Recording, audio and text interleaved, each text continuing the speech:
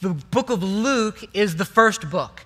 So the book of Acts is the second book. So you can view this as a 2-volume work that belongs together. Volume 1 was the book about the life, death, resurrection of Jesus. And the interesting thing is that it's summarized there in verse 1 in the first book. I've dealt with all that Jesus began to do and teach.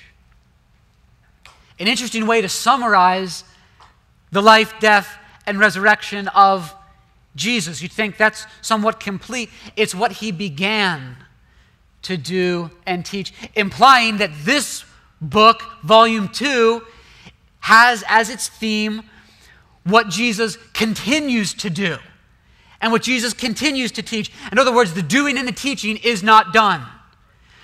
This is the continuing story of Jesus. So the first thing to see about the book of Acts is that it is the continuation of a story that began prior to this moment. It began with the birth and life of Jesus. And this book, the book of Acts, will tell the story of Jesus as the ascended Lord and how Jesus continues to shape the life and the witness of the early church by the power of the Spirit as the word spreads. The word of the gospel spreads like wildfire through the world in the first century. After his death and his resurrection, after the suffering and presenting himself alive that we read in verse 3 there was this period of 40 days where Jesus appeared to many people. And during this time, he spoke with his disciples. He instructed them, verse 2 says, through the Holy Spirit. And what we have in this passage here that we read is a window into some of their conversation and the introduction of some of the major themes that set the stage for the book of Acts, and that we will see repeatedly through the book of Acts as we study it together. So each one of these 3 themes plays a major role in the book of Acts. Each one lays claim to our lives today. The first is this, first major theme, the power of the Spirit. Jesus not only instructed them through the Holy Spirit, verse 2, but also Jesus tells them to wait in Jerusalem for the promise from the Father, verse 4, which calls to mind Luke 24. There's a lot of overlap between Luke 24, which is the last chapter of volume 1, and the first chapter of Acts, volume 2. Luke's doing this to intentionally bring these 2 volumes together. The promise from the Father brings to mind Luke 24:49, where Jesus says, "And behold, I am sending the promise of my Father upon you, but stay in the city until you are clothed with power from on high." So the promise from the Father is that they would receive power from on high, power that we still need today. The power of the Spirit of God. And then there's the language there in verse 5 of being baptized with the Holy Spirit, emphasizing the power of the Spirit as well. Jesus is promising there he will send his Spirit. He will flood them with his Spirit. That language of being baptized in the Holy Spirit is just another way of saying, I'm going to drench you with my Spirit. I'm going to pour out my Spirit upon you.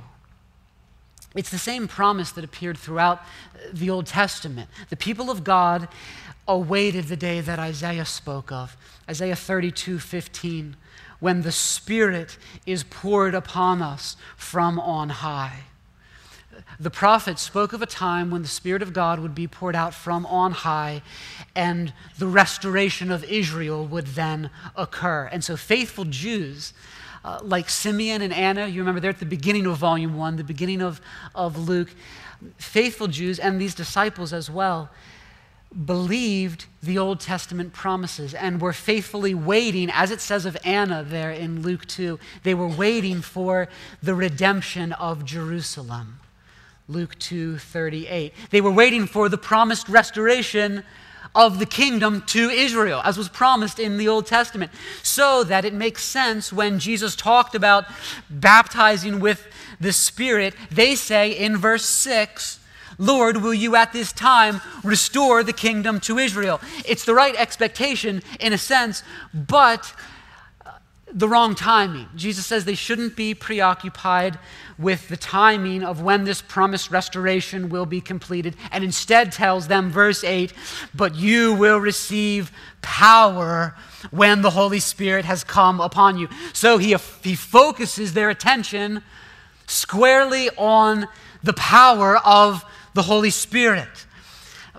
The first 6 chapters of the book of Acts focus on what happens when God keeps that end-time promise and power from on high falls on the people of God. That's what we see in these opening 6 chapters. When that happens, what does it look like in a church? What is the effect of the Spirit on the life and witness of the community of believers? The book of Acts tells the story of a community ablaze. A community ablaze with the power and the presence of God. A community that is marked with and manifests the power of the Spirit. It is true that believers receive the Spirit and a degree of power when we become Christians. That is true of all believers. The thing to notice in Acts is that this power that these early believers had is something that could be so plainly perceived. You could see it. It was an experiential and observable reality in their lives. And this is the power, friends, that is so greatly needed in our day and in our own lives, and is so largely lacking in the American church in our day. Raymond Ortlund Jr., in his book, When God Comes to Church, good name for a book, When God Comes to Church, he says this, our generation, this is his assessment, our generation of the American evangelical church is less than Spirit-drenched. I agree. He says, we need a fresh outpouring of the Holy Spirit upon us today. I could not agree more. The great need is to be clothed with power from on high, to be full of the Spirit, to be empowered by the Spirit for life and for ministry and for godliness and for witness. This is what I need. This is what we together need in order to effectively carry out the responsibilities that God has given us in life. We need the power of the Spirit. We need God's empowering presence to live the Christian life, His presence and His Spirit to carry out our mission as a church, to influence others for Christ, to maintain our own hunger for God and our own personal passion for Christ. Are you a person who desperately needs the Spirit's power? And are you aware of your need for the Spirit's help? Where in your life do you presently stand in need, greatest need of the power of the Spirit? The thing you see in Acts is that those who speak, those who serve, those who experience community and fellowship, those who desire to live holy, godly lives, all of them are dependent upon the power of the Spirit of God. Therefore, why does Covenant Fellowship Church so desperately need the book of Acts?